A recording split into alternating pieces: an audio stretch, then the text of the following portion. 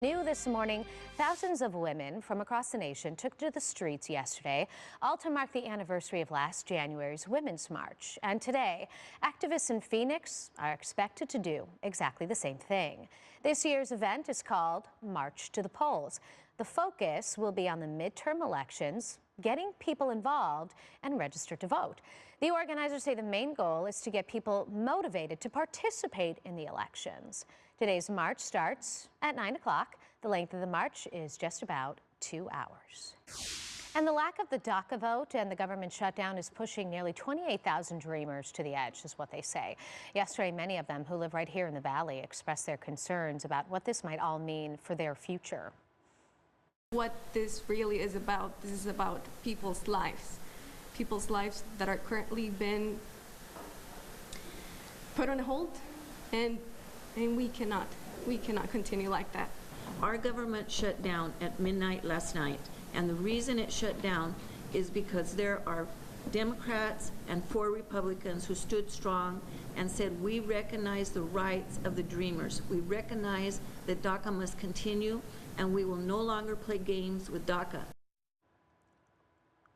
If a DACA agreement is not reached in the coming months, those dreamers could face deportations as early as March.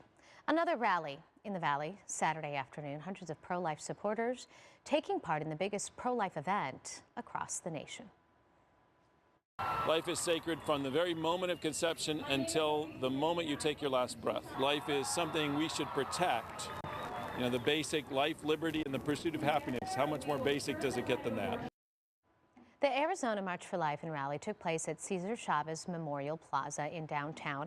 It was organized by the Roman Catholic Diocese of Phoenix. The event was a celebration of life. The goal was to inspire and educate. Among the crowd of speakers, Governor Doug Ducey and pro-life advocate Pam Tebow, whose son is former NFL quarterback and currently an outfielder for the New York Mets baseball team. First on Fox this Sunday morning, a Valley family continues to search for answers after their loved one was killed in a deadly hit and run. 53-year-old Jessie Lindsay was walking to a market after visiting a friend last month when she was hit by a car. Police say the suspect left behind the bumper of what is believed to be a 2011 Dodge Charger. All of this taking place near 15th Avenue and Peoria. Lindsay died at the scene. Now the family is asking for help. Please, if you've seen anything at all, come forward, please, because this is important. She was left there, still alive, and to die. And he didn't call 911. Whoever did this got out, seen her laying there, pulled a walker off from underneath his car, and left. Well, police are offering a reward for any information. If you have anything, if you know anything, call Silent Witness at 480-WITNESS.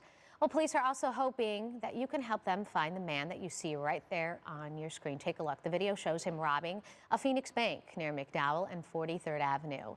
Police say the suspect passed a note to the teller demanding money. Although the suspect keeps his head down, police are very hopeful that someone will recognize him, maybe that hat or that jacket.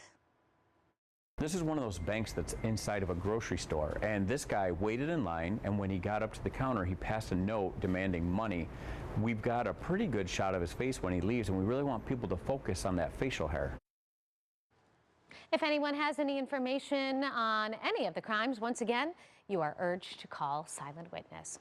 A tragic accident in Chandler sends 4 people to the hospital. Police were called to a car crash near Dobson and Fry early Saturday morning. Take a look. The impact of that collision causing some substantial damage to the vehicles involved, but even worse, it sent 3 people to the hospital with serious injuries. A 4th victim was taken to a trauma center. The cause of the accident remains under investigation. 7:09 this Sunday morning, we have a weather alert for you. Hazardous driving conditions are being reported on Interstates 17 and 40 in the Flagstaff area because of all the snow that fell across parts of northern and eastern Arizona. A lot of images coming in via Twitter and Facebook. Thank you for those. Want to take a look at some of the tweets that viewers sent us. This is along, we believe, I-17. You can see pretty snowy conditions. DPS on the side of the road there helping some stranded motorists perhaps perhaps someone who got into just a little bit of trouble. And then take a look at this. A lot of traffic, a big backup if you were in the northern part of the state yesterday where the snow fell. But it looks like the roads are fairly clear. ADOT doing a fantastic job trying to make sure people are safe. This one from the National Weather Service, as you can see, they are measuring, that snowfall, pretty substantial snowfall. The Weather Service predicted Flagstaff could get up to 4 inches of snow yesterday. Well, it's reported that Flagstaff received 4.5 inches of snow in the forecasted area for snowfall extending from Grand Canyon Village, southeasterly through Williams, Flagstaff's Springersville, Alpine, all the way to the New Mexico state line. We'll have some more snow totals for you in just a bit. So a little bit of snow weather there, or snow video for you there. Back here in the valley, though, it was all about the rain. Take a look at this video that was shot in the East Valley early yesterday afternoon. Rain, I would say late morning, early afternoon, and then in the overnight hours in some parts of the valley. Nothing too substantial, though. This is near Chandler Boulevard in the 101. No rain is expected today. Take a look at some more political news. In You Decide, Joe Arpaio's lawyers are asking an appeals court to overturn a judge's decision that allows the former sheriff's criminal contempt conviction to stand, despite being pardoned by President Trump. The brief was filed with the 9th U.S. Circuit Court of Appeals this past Thursday as part of Mr. Arpaio's appeal to the court. It claims Arpaio's July 31st conviction for criminal contempt should be vacated because he was pardoned by the president, and it's based on certain merits of the case. So this was the second time attorneys filed to reverse the conviction. A U.S. district judge previously said that the ruling stands despite any pardon because the pardon only affected possible punishments. Arpaio is running for Senator Jeff Flake's seat. A busy, action-packed, star-studded day at the Barrett-Jackson auction in Scottsdale yesterday. Take a look. It's 100%. You know, you hear so much about charities where they don't really give as much as they can. But this one gives 100%. In fact, you write your check to the charity. I drove that car, and it's a damn good car. Now, Jay Leno, former late-night show host, even former President George W. Bush getting in on all the fun, all the action, helping to auction off cars, all the proceeds going to our veterans. This is the 47th annual Barrett-Jackson Collector Car Auction. The fun continues in Scottsdale today. Gray skies and light rain did not keep people from attending the 4th annual Arizona Vegetarian Food Festival. Getting some good eats out there. Restaurants from all over the valley showed off their veggie plates at the Scottsdale Civic Center Amphitheater. There were speakers there who talked a little bit about food and health. There was music and, of course, some people soaking in all the rain, if you will.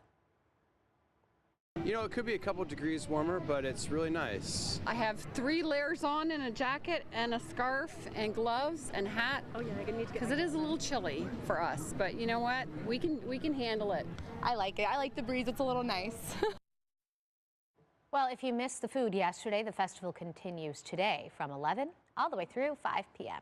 Speaking of food and delicious treats, it is that time of year when Girl Scouts from all over the nation will be knocking on your door. From Samoas to Thin Mints, cookie season is here. It is a favorite for many, many people, right, Glenn? My floor director agrees. Yesterday, Girl Scouts in the Valley kicked off sales with a distribution rally. They teamed up with Dirk's Moving and Logistics to distribute about 100,000 packages of cookies.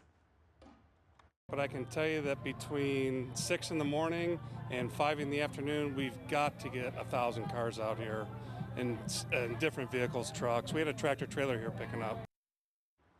So it will take about 6 days to distribute all of those delicious cookies. Do you have a favorite, Glenn? Samoas are my favorite. The peanut butter ones. Peanut butter. Glenn likes peanut butter. Okay, coming up, I'll introduce you to the newest pup training to be a therapy dog for the Arizona Cancer Foundation for Kids. That's in this week's Community Cares. And Amy Tangerine is in studio. She's going to show us a way that you can stay organized and stick to that New Year's resolution. We'll be right back.